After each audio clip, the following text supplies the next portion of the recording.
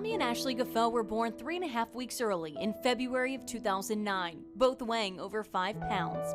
But Kitty and Jamie's joy quickly turned to sadness when doctors delivered heartbreaking news. She explained that they both had a very rare genetic disorder called Zellweger syndrome. Their cells basically break down while they're building. So it's a fight as to, are they generating cells faster? Are they breaking down faster? On average, most babies with the disorder live about 6 months. The disorder is kind of a lottery ticket you never wanted to get.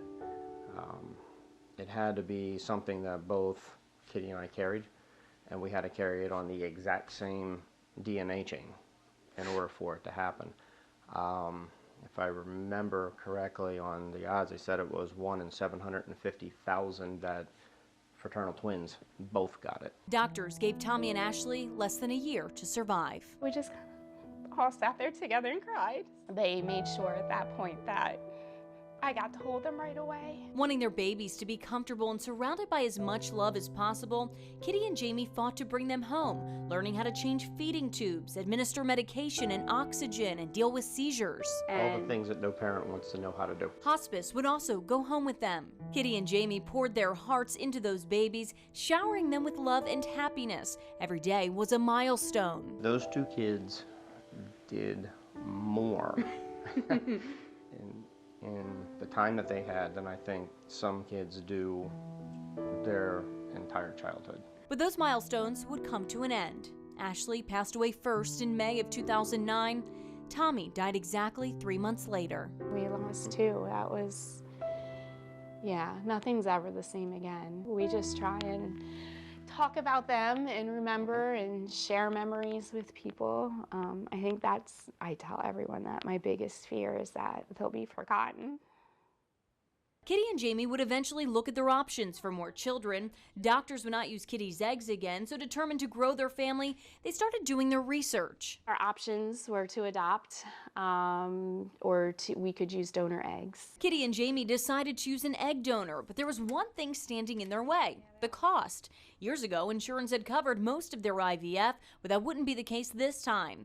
That's when they turned to the Tanina Q. Cade Foundation, an organization that provides support and financial assistance to help families overcome infertility.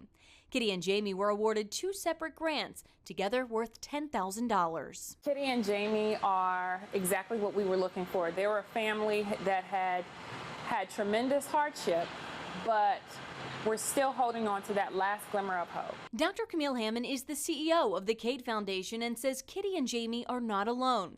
Infertility affects 1 in 10 families. Dr. Hammond encourages families to seek help and support if you're in this position. Part of the reason why we exist is to let people know that, number one, there should be no shame. Number two, it's medical, not moral. There's nothing wrong with you.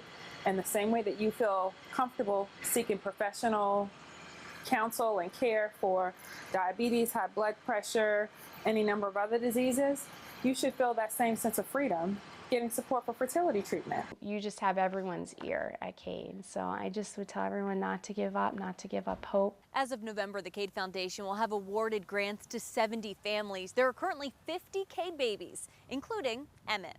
Mommy! This is Kitty and Jamie's son, Emmett. Emmett is 3 years old and keeping Kitty and Jamie busy. How many bunnies? 1, 2, 3. Good job. He's their miracle baby and an inspiration for other families.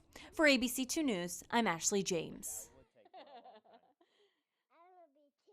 You want to be 2? I thought 3 was your favorite number.